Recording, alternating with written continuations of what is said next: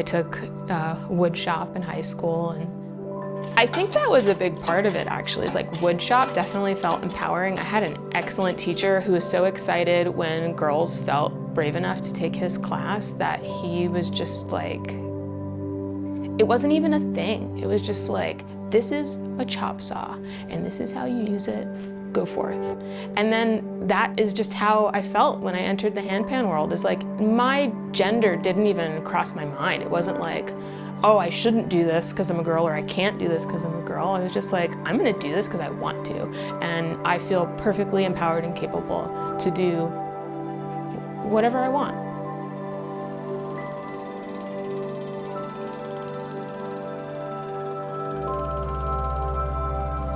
I don't want to be the, oh, she's, the best female handpan maker. I'm one of the best handpan makers. I've witnessed the whole industry. I've been there basically from the beginning.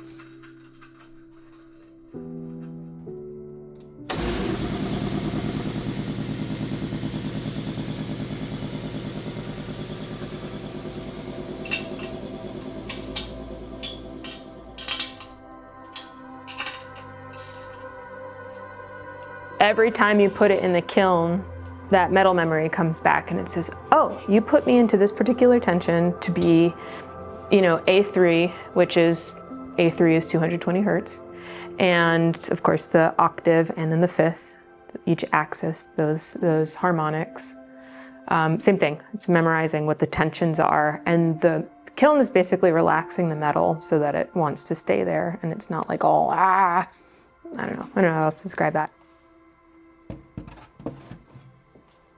The heating process detunes it a little bit, and then we bring it back, and then we heat it again, and then each time, in theory, it stays closer to in tune, and that way, it's stable. It stays in tune for a long time.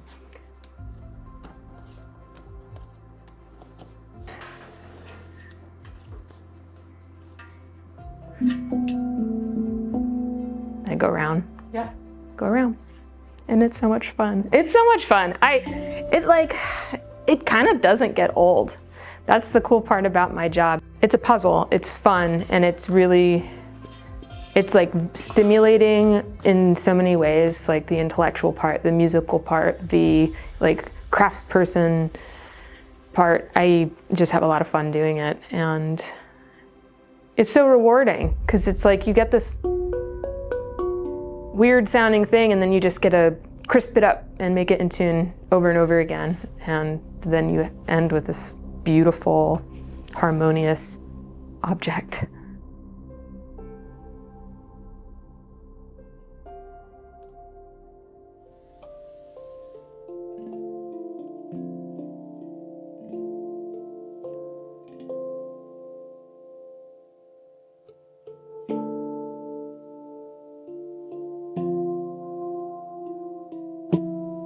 All I know is I turned 18, or I turned 17, and that was my life. That's my life now. It's just what I love. It's what I love most. It's the one thing that throughout my whole life has been the most consistent thing that I've involved myself in. And that's what it's about. It's about doing something that I love. It's about being part of a community that is incredibly important to me, that has made me feel like I have family.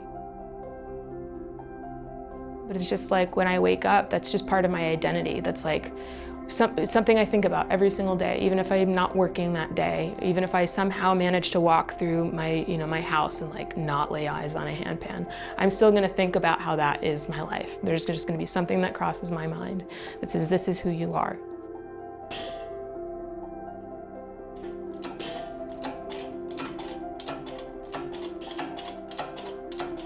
You're gonna get an experience when you contact me that is personal and helpful and full of, over a decade's worth of knowledge.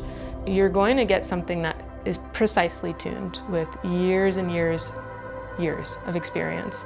I ensure that, my instruments are stable so that you don't have to worry about sending it back to me in a month, and just know that it's going to be what you need it to be for a long time. We all need to put food on our table, but I don't think that most integrous people, artists, handpan makers, myself included, we're not here to make fast cash. We're here to provide a life-changing product. I'm here to provide a life-changing product. I want people to have an experience when they receive one of my instruments. I want them to feel moved by what I can make for them.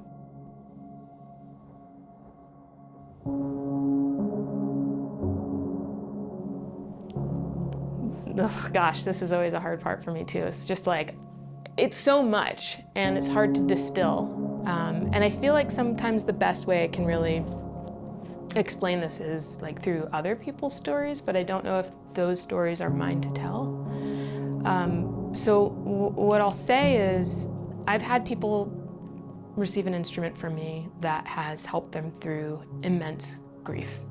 And in building their instrument, I've had requests because people understand when they meet me, or even just by seeing what's on my website, that I bring something sacred to my craft. And it's okay if I send an instrument out into the world and then it's not received as a sacred thing. That's fine, but that's not usually what ends up happening. And I think that's cool because that's not my specific intention. My mission is to stay true to myself and stay true to my practice, my spiritual practice, but also my morals and my ethic guidelines.